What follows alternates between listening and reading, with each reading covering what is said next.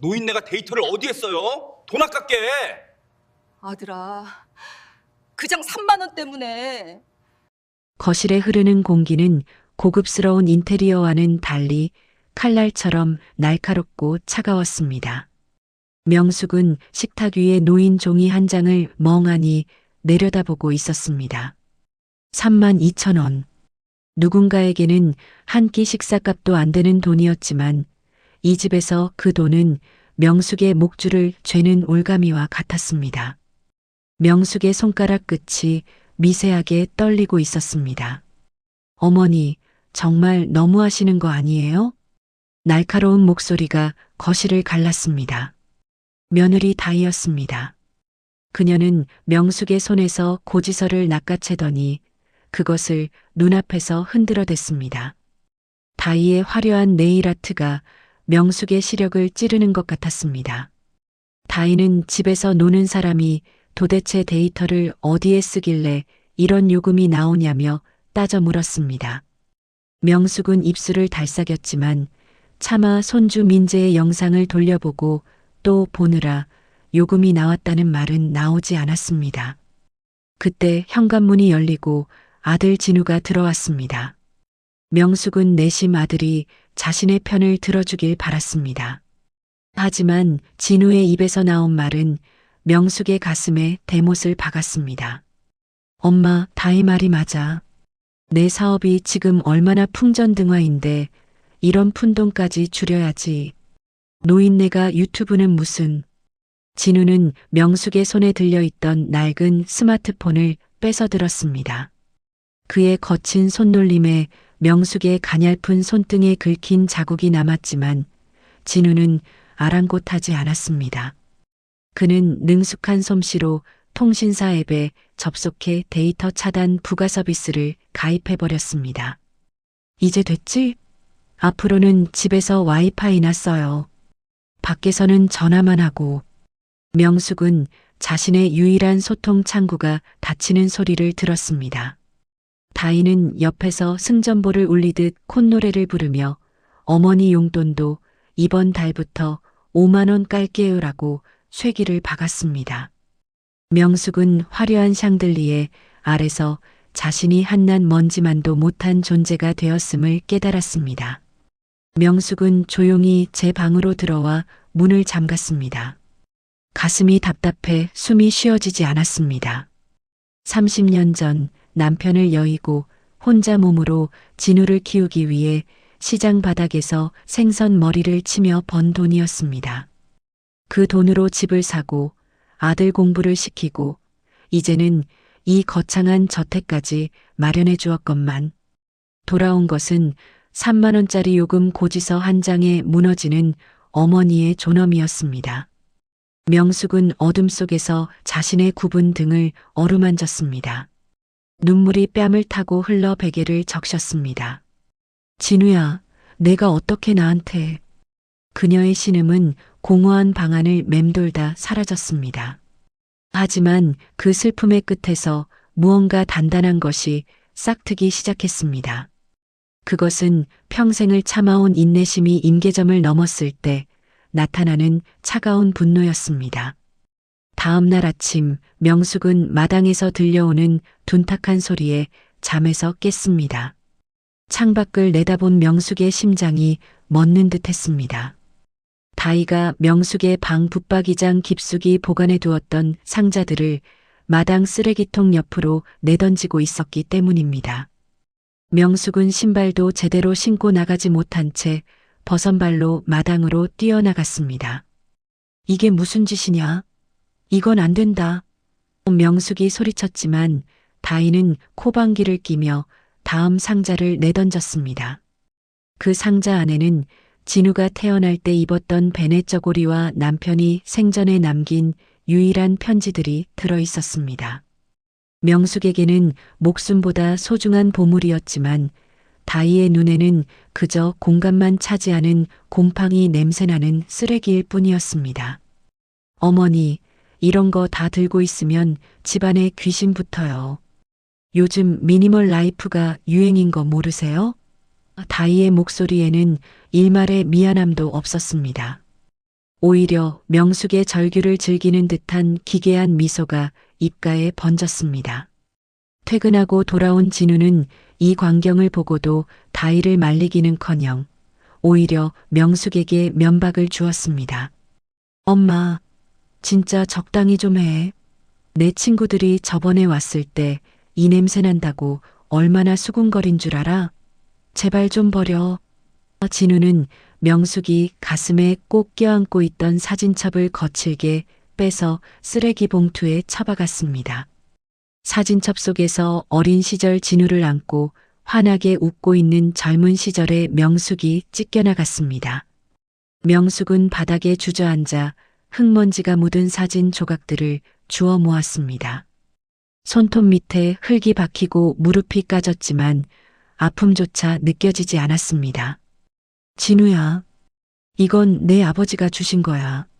명숙의 애원에도 진우는 아버지 돌아가신 지가 언젠데 아직도 과거에 사냐며 차갑게 뒤돌아섰습니다. 다이는 진우의 팔짱을 끼며 자기 잘했어. 저런 거 다 버려야 우리 집 기운이 살아나라고 소곤거렸습니다.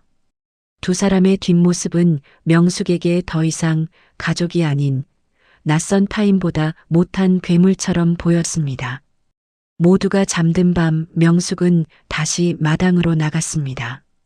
쓰레기통 옆에 무릎을 꿇고 앉아 아들이 버린 자신의 인생을 하나하나 다시 꺼냈습니다.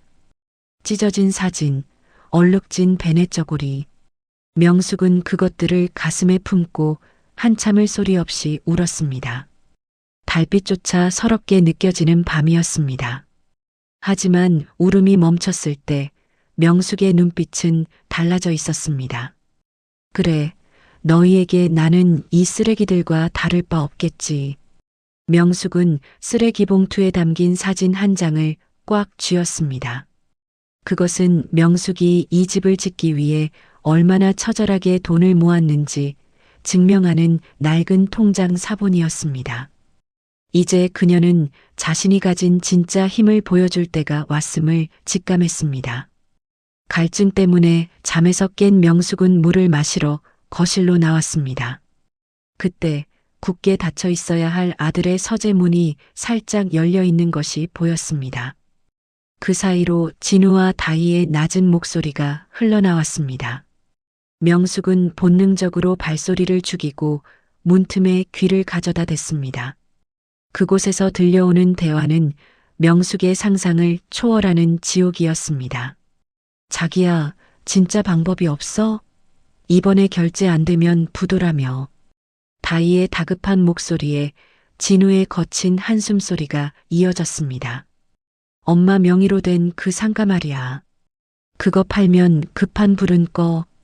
근데 노인네가 워낙 고집이 세서 순순히 도장을 찍어줄지 모르겠네. 명숙은 가슴이 철렁 내려앉았습니다.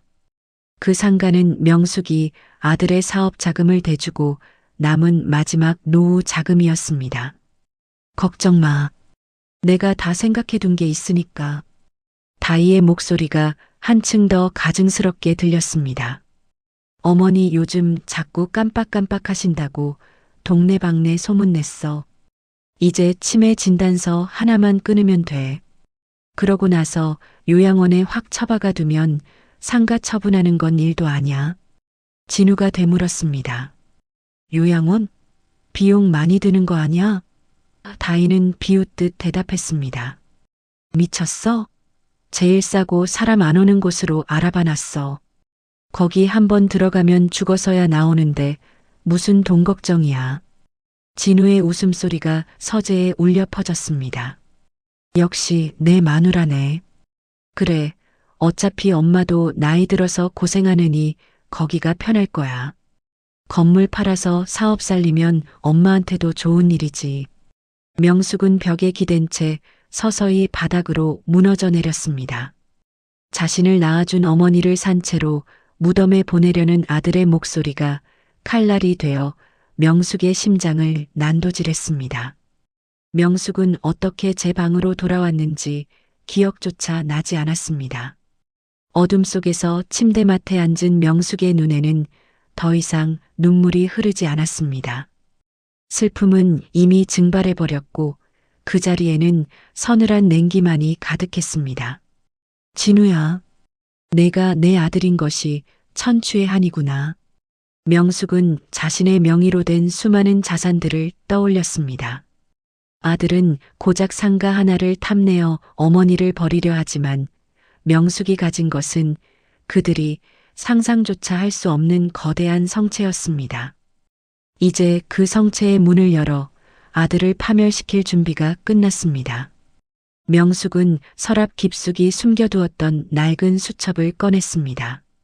그 안에는 그녀가 평생 믿고 의지해온 단 한 사람의 번호가 적혀 있었습니다. 진우와 다희가 치매 요양원을 알아보러 나간 오전, 명숙은 평소와 다른 깔끔한 차림으로 집을 나섰습니다. 그녀가 도착한 곳은 도심 외곽의 정적인 카페였습니다. 잠시 후 무태안경을 쓴 깔끔한 인상의 남자가 명숙 앞에 나타나 90도로 고개를 숙였습니다. 회장님, 오랜만에 뵙습니다. 그는 명숙의 자산을 수십 년간 관리해온 충직한 조력자 박 비서였습니다. 명숙은 차분하게 찻잔을 내려놓으며 입을 열었습니다. 박 비서, 내가 너무 오래 쉬었지? 명숙의 목소리에는 예전의 나약함은 눈 씻고 찾아볼 수 없었습니다. 박 비서는 서류 가방에서 두꺼운 파일 하나를 꺼냈습니다. 그 안에는 명숙이 은퇴 후에도 조용히 불려온 부동산, 채권, 주식 등 수백억 원대에 달하는 자산 내역이 빼곡히 적혀 있었습니다. 박 비서는 진우가 탐내던 상가는 전체 자산의 1%도 되지 않는다는 사실을 다시 한번 확인시켜 주었습니다. 박 비서, 당장 실행해야 할 일이 있어. 명숙은 단호한 어조로 명령을 내리기 시작했습니다. 내 아들 김진우의 이름으로 희망재단에 10억 원을 기부해. 한 푼의 오차도 없이, 그리고 세상 사람들이 다 알 수 있게 보도자료도 뿌려. 박 비서는 잠시 당황한 듯 보였습니다. 진우 도련님 이름으로 말입니까? 그 돈이면 도련님 사업을 충분히 살리고도 남을 텐데요. 명숙은 서늘하게 미소 지었습니다. 살리려는 게 아니야. 가장 높은 곳에서 가장 처참하게 떨어뜨리려는 거지. 명숙은 거침없이 기부 약정서에 서명했습니다. 10억 원. 진우가 평생을 바쳐도 모으지 못할 돈이 이제 그를 파멸의 구렁텅이로 밀어넣을 독이 든 성배가 되어 전달될 것이었습니다. 명숙은 박 비서에게 추가로 지시했습니다. 기부금의 출처를 묻는다면 진우가 내 자산을 몰래 관리하며 모은 돈이라고 말하게 정황을 만들어둬. 세무조사가 들어와도 빠져나갈 구멍 없게. 카페를 나서는 명숙의 발걸음은 가벼웠습니다. 선글라스 너머로 비치는 서울의 도심이 평소보다 선명하게 보였습니다. 이제 주사위는 던져졌습니다. 아들은 내일 아침 뉴스에서 자신의 이름이 기부천사로 보도되는 것을 보며 환호하겠지만 그것이 자신을 옥죄는 수위가 될 줄은 꿈에도 모를 것입니다. 명숙은 집으로 돌아가는 택시 안에서 창밖을 보며 생각했습니다. 진우야, 32,000원이 아깝다고 했지? 이제 10억 원의 무게를 견뎌보렴. 그녀의 입가에 어린 미소는 슬픔보다 훨씬 더 잔인하고 아름다웠습니다.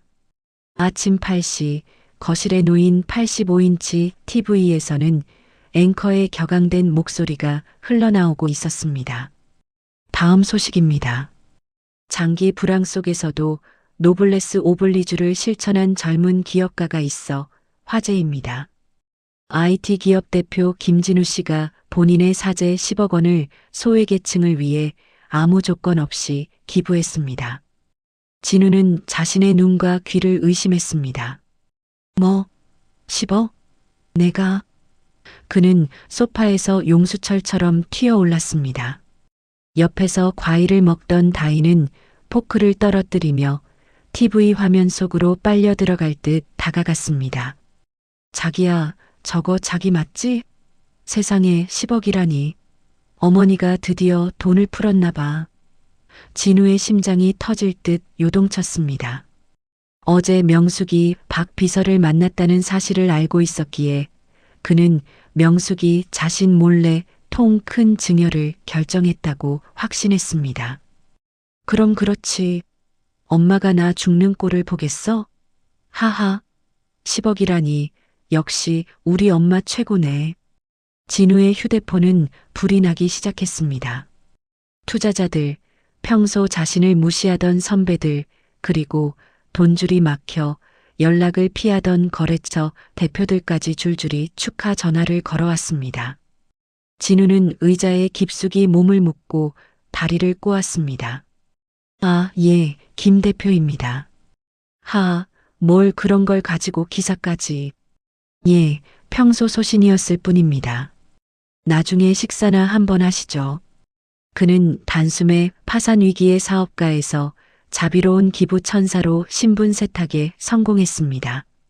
다인은 벌써부터 백화점 VIP 라운지 예약을 잡으며 콧노래를 불렀습니다.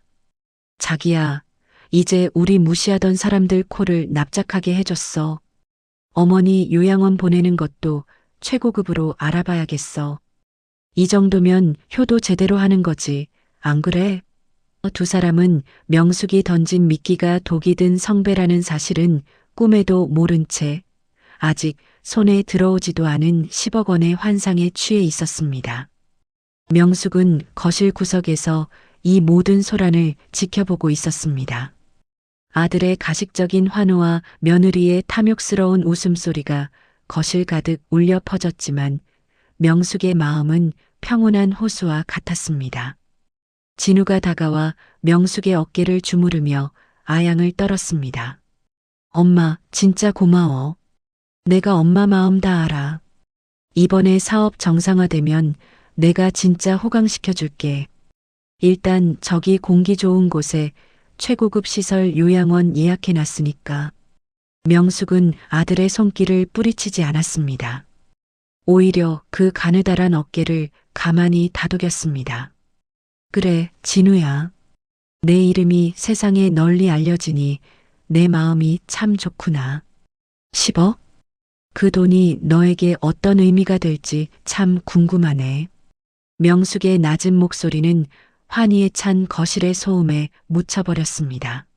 하지만 그녀의 눈빛은 도살장에 끌려가는 소를 바라보는 주인처럼 일말의 자비도 없는 서늘함을 머금고 있었습니다. 그날 저녁 강남의 한 최고급 호텔 연회장은 진우의 기부 축하 파티로 떠들썩했습니다. 진우는 수백만 원짜리 맞춤 정장을 차려입고 다인은 시어머니의 예물함에서 몰래 꺼낸 다이아몬드 목걸이를 걸고 주인공 행세를 했습니다. 연회장 입구에는 기부 천사 김진우 대표의 밤이라는 거대한 배너가 걸려 있었습니다. 진우는 무대 위로 올라가 마이크를 잡았습니다. 여러분, 진정한 성공은 혼자 잘 먹고 잘 사는 것이 아닙니다. 저는 이번 기부를 통해 우리 사회의 어두운 곳을 밝히고자 했습니다. 앞으로 제 기업은 나눔을 경영 철학의 1순위로 삼을 것입니다. 사람들의 박수갈채가 쏟아졌습니다. 투자자들은 다투어 진우에게 명함을 내밀었고 기자들은 인터뷰를 요청했습니다. 진우는 이 짜릿한 권력의 맛에 취해 자신이 지금 벼랑 끝에서 춤을 추고 있다는 사실을 완전히 망각했습니다. 같은 시간 명숙은 호텔이 아닌 텅 빈 집 주방에 있었습니다. 다인은 파티에 가기 전 어머니는 이런 자리 불편하시잖아요. 집에서 민재 저녁 차려주고 청소나 좀 해두세요라며 명숙을 하녀 취급했습니다. 명숙은 말없이 고무장갑을 끼고 기름진 그릇들을 닦았습니다. 3만 2천 원짜리 휴대폰 요금이 아깝다며 타박하던 아들 내외는 오늘 밤 파티 대관료로만 수천만 원을 썼습니다. 명숙은 설거지를 마치고 조용히 서재로 향했습니다. 그리고 박 비서에게서 온 메시지를 확인했습니다. 제보 완료되었습니다. 내일 오전 중으로 조사가 시작될 겁니다. 명숙은 휴대폰을 내려놓고 창밖을 보았습니다. 멀리 호텔에서 터뜨리는 불꽃놀이가 밤하늘을 수놓고 있었습니다. 가장 화려할 때 불이 꺼지는 법이지. 명숙은 자신의 인생을 갈아 넣어 만든 이 집에서 이제 아들의 흔적을 하나둘 지워내기 시작했습니다. 새벽 2시 파티가 끝나고 만취한 진우는 다희의 부축을 받으며 집으로 돌아왔습니다. 자기야, 맞지? 다들 내 앞에 무릎 꿇는 거. 이제 돈 걱정 없어. 엄마 건물도 곧 내 거야. 진우는 거실 바닥에 침을 뱉으며 횡설수설했습니다. 다희 역시 명품 쇼핑백들을 거실에 내팽개치며 맞장구를 쳤습니다. 내일은 바로 벤틀리 전시장 가자. 기부 천사가 국산차 타면 모양 빠지잖아. 그들은 자신들의 머리 위로 거대한 단두대의 칼날이 내려오고 있다는 것을 전혀 눈치채지 못했습니다. 명숙은 방 문틈으로 그 추악한 광경을 지켜보며 마지막 일기를 썼습니다. 아들아, 내가 그토록 사랑하는 돈이 너를 어떻게 파괴하는지 똑똑히 지켜보렴. 이것이 내가 너에게 주는 마지막 교육이다. 명숙의 펜촉이 종이를 누르는 소리가 정적 속에 날카롭게 울렸습니다. 띵동, 띵동, 띵동. 이른 아침 신경질적인 초인종 소리가 고요한 저택을 깨웠습니다. 숙취로 머리를 감싸쥐며 문을 연 진우 앞에는 검은 정장을 입고 굳은 표정을 한 사내들이 서 있었습니다. 국세청 조사관입니다. 김진우 씨, 증여세 탈루 및 불법 자금 출처 조사 영장 집행하러 왔습니다. 진우의 얼굴이 순식간에 흑빛으로 변했습니다. 아니, 이게 무슨... 저 기부 천사 김진우예요. 뉴스 못 보셨어요? 조사관들은 아랑곳하지 않고 구두를 신은 채 거실로 들이닥쳤습니다. 그 기부금 10억이 문제입니다. 김 대표님 최근 5년 소득으로는 도저히 마련할 수 없는 금액이죠. 게다가 익명의 제보에 따르면 모친의 자금을 동의 없이 기부 형식으로 빼돌려 세탁하려 했다는 정황이 포착되었습니다. 다희는 비명을 지르며 안방에서 튀어나왔습니다. 무슨 소리예요? 그거 시어머니가 주신 돈이라니까요. 다희의 그 말은 불에 기름을 붓는 격이었습니다. 아, 그럼 증여를 인정하시는 거군요. 증여세 신고도 안 하시고 10억을 받으셨다? 순식간에 집안은 아수라장이 되었습니다. 조사관들은 압류합니다라는 말과 함께 어제 사온 명품 가방, 거실의 대형 TV, 심지어 다희가 걸고 있던 목걸이에까지 빨간 딱지를 붙였습니다. 이거 나요. 이거 내 거야. 우리 남편이 기부한 돈인데 왜 이래? 다희의 발악은 공허한 메아리가 되어 돌아왔습니다. 진우는 소파에 털썩 주저앉아 멍하니 그 광경을 바라보았습니다. 박 비서가 짜놓은 정교한 덫에 걸린 것이었습니다. 기부금 10억은 진우의 계좌를 거치지 않고 직접 재단으로 쏘아졌지만 서류상으로는 진우가 명숙의 인감을 도용해 송금한 것처럼 꾸며져 있었습니다. 이는 탈세를 넘어선 공문서 위조 및 횡령에 해당했습니다. 이제 진우는 기부 천사가 아니라 어머니의 노후 자금을 훔쳐 제 이름을 빚내려 한 파렴치한 범죄자로 전락했습니다. 진우는 미친 듯이 명숙의 방으로 달려갔습니다.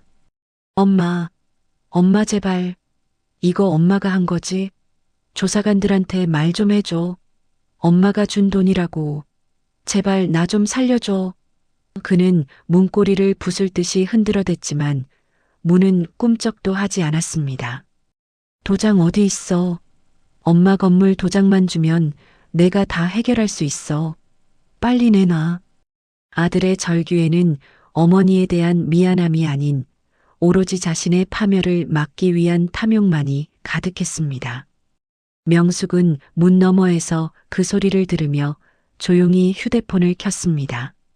그리고 통신사 앱에 접속해 어제 아들이 차단했던 자신의 데이터 서비스를 다시 활성화했습니다. 화면에 뜬 데이터 무제한이라는 글자를 보며 명숙은 나직하게 의졸였습니다.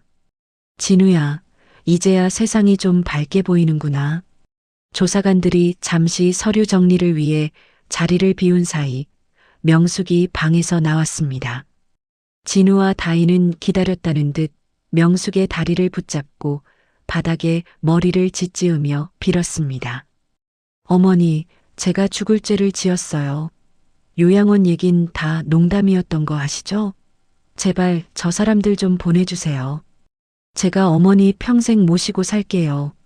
명숙은 아무 말 없이 손에 든 녹음기의 버튼을 눌렀습니다. 어차피 노인네인데 요양원에 보내버리고 서류만 챙기자. 거기 한번 들어가면 죽어서야 나오는데. 서재에서 들렸던 그들의 추악한 음성이 거실에 울려 퍼졌습니다. 진우와 다희의 얼굴이 순식간에 하얗게 질렸습니다. 명숙은 차가운 목소리로 물었습니다. 진우야, 이 목소리의 주인공들이 아직도 내 자식이고 며느리니? 명숙은 가방에서 빳빳한 10,000원짜리 3장과 1,000원짜리 2장을 꺼냈습니다. 그리고 그것을 진우의 떨리는 손바닥 위에 조심스럽게 올려두었습니다. 여기 있다. 32,000원. 내 휴대폰 요금이 아까워서 데이터까지 끊어버린 내 효자 아들한테 주는 마지막 용돈이다. 이걸로 내 휴대폰 요금이나 내렴. 이제 곧 끊길 텐데 구직 활동이라도 하려면 전화는 돼야지 않겠니? 진우는 손바닥 위에 돈을 멍하니 바라보았습니다. 32,000원. 자신이 어머니의 존엄을 짓밟았던 그 비루한 금액이 이제 자신의 전 재산이 되어 돌아왔습니다. 명숙은 이어 쐐기를 박았습니다. 이 집, 내 사업체, 내가 타고 다니는 차, 전부 내 명의거나 내 돈으로 산 거니 이제 다 반납해라. 박 비서가 이미 소송 절차 마쳤으니 몸만 나가면 된다. 어머니, 안 돼요. 갈 곳이 없단 말이에요. 다희가 울며 매달렸지만 박 비서가 부른 경비원들이 그들을 거칠게 끌어냈습니다. 진우는 맨발로 대리석 바닥을 긁으며 버텼지만 결국 자신이 그토록 자랑스러워하던 저택 밖으로 쫓겨났습니다. 쾅! 무거운 현관문이 닫히는 소리는 진우의 인생이 끝났음을 알리는 종소리와 같았습니다. 명숙은 테라스로 나가 노을이 지는 하늘을 바라보았습니다. 등 뒤에서는 조사관들이 남은 짐을 정리하는 소리가 들렸지만 명숙은 그 어느 때보다 가벼운 마음으로 숨을 들이켰습니다.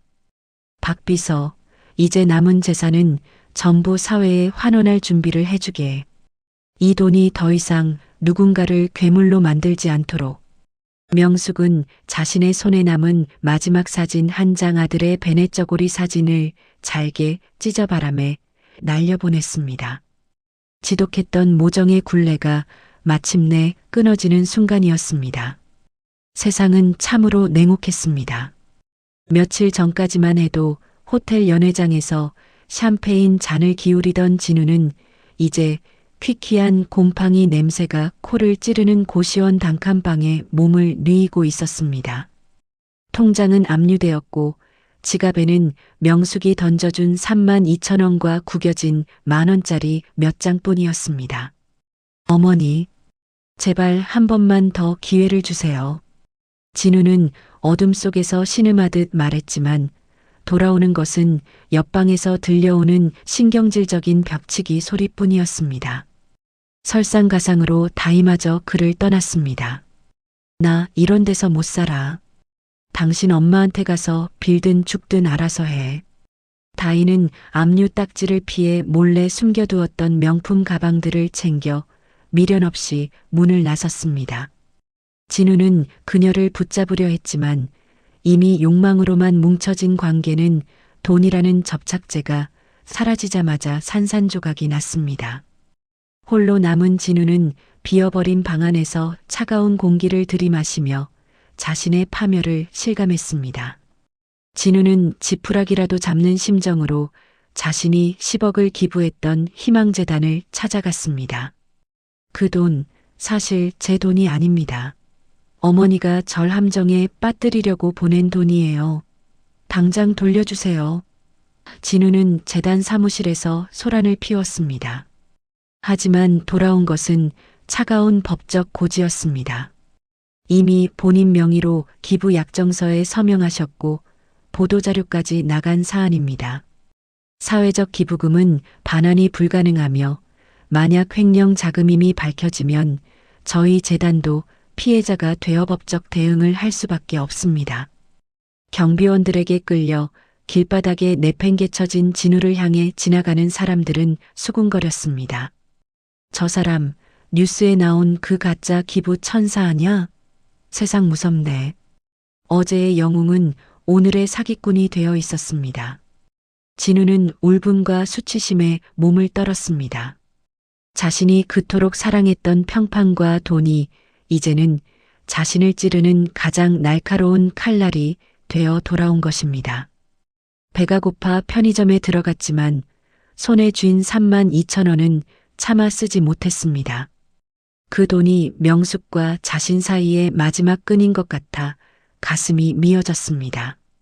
진우는 공중전화로 달려가 명숙의 번호를 눌렀습니다. 하지만 들려오는 것은 지금 거신 번호는 없는 번호이오니 라는 기계적인 음성이었습니다. 명숙은 이미 아들과의 인연을 깨끗이 정리하고 사라진 뒤였습니다. 진우는 벤치에 주저앉아 컵라면 국물을 들이켰습니다. 뜨거운 국물이 목구멍을 타고 내려갈 때마다 명숙이 해주던 따뜻한 된장찌개와 갓 지은 밥 냄새가 떠올랐습니다. 엄마, 내가 잘못했어. 제발 밥 한 끼만. 진우는 수화기를 붙잡고 아이처럼 엉엉 울었습니다. 하지만 소음 가득한 도심에서 그의 울음소리를 들어주는 이는 아무도 없었습니다. 그는 이제서야 깨달았습니다. 어머니가 내준 것은 32,000원이 아니라 평생을 바쳐 쌓아온 사랑과 신뢰였다는 것을, 그리고 자신은 그것을 고작 10억이라는 가짜 조명과 맞바꿨다는 사실을 말입니다. 계절이 바뀌고 명숙은 도심의 소음을 떠나 깊은 산골의 작은 한옥에 자리를 잡았습니다. 그녀는 평생을 무겁게 짓눌렀던 자산가라는 타이틀과 어머니라는 의무를 내려놓았습니다. 이제 그녀의 아침은 아들의 전화를 기다리는 초조함이 아니라 산새들의 지저김과 맑은 공기를 마시는 평온함으로 시작되었습니다. 명숙은 마당 한쪽에 정갈하게 놓인 장독대를 닦으며 미소 지었습니다. 그곳에는 아들이 버렸던, 하지만 그녀가 다시 주워 담았던 추억들이 고스란히 간직되어 있었습니다. 명숙은 더 이상 명품 가방을 들지 않아도 3만 원짜리 휴대폰 요금을 걱정하지 않아도 충분히 풍요로웠습니다. 그녀가 가진 진짜 재산은 통장의 숫자가 아니라 비로소 찾은 자기 자신이었기 때문입니다. 어느 날 박 비서가 명숙을 찾아왔습니다. 그는 명숙의 지시에 따라 모든 자산을 사회재단과 장학회에 기부하고 남은 마지막 서류를 가져왔습니다. 회장님, 아니 이제 명숙 어르신. 모든 정리가 끝났습니다. 도련님은 여전히 연락이 닿지 않습니다. 박 비서의 말에 명숙은 차분하게 찻잔을 들어 올렸습니다. 고생했네, 박 비서. 이제 그 아이 이야기는 하지 않아도 되네. 그 아이는 그 아이의 인생을 사는 것이고 나는 나의 인생을 사는 것이니. 명숙은 박 비서에게 두툼한 봉투를 건넸습니다. 이건 자네 몫일세. 그동안 고마웠네. 이제 자네도 누군가의 그림자가 아닌 자네 자신의 주인으로 살게나. 박 비서는 눈시울을 붉히며 명숙에게 절을 올렸습니다. 두 사람은 더 이상 고용주와 피고용인이 아닌 인생의 험난한 고비를 함께 넘긴 도반으로서 마지막 차를 나누었습니다. 창밖으로는 이름 모를 들꽃들이 바람에 흔들리며 각자의 향기를 내뿜고 있었습니다. 명숙은 들판으로 산책을 나갔습니다. 붉게 물든 노을이 그녀의 주름진 얼굴을 따뜻하게 감싸 안았습니다. 그녀는 주머니에서 휴대폰을 꺼내 보았습니다. 거기엔 재단에서 보내온 사진 한 장이 있었습니다. 그녀의 기부금으로 수술을 받고 건강해진 아이가 활짝 웃고 있는 모습이었습니다. 명숙은 그 사진을 보며 진심으로 행복해했습니다. 그래, 돈은 이렇게 쓰여야 하는 것이거늘. 명숙은 카메라를 정면으로 응시하며 나직이 은조렸습니다. 인생은 결국 혼자 왔다가 혼자 가는 길이지요. 자식도, 돈도, 명예도 결국은 지나가는 바람일 뿐입니다. 여러분은 지금 여러분 자신을 사랑하고 계십니까? 어머니의 복수는 끝났지만 그녀의 진짜 인생은 이제 시작되었습니다. 이번 이야기 여러분은 어떻게 보셨나요? 댓글로 여러분의 소중한 생각을 자유롭게 남겨주세요. 구독과 좋아요, 알림 설정은 다락방 열차가 다음 역을 향해 나아가는데 가장 큰 힘이 됩니다. 시청해 주셔서 진심으로 감사합니다.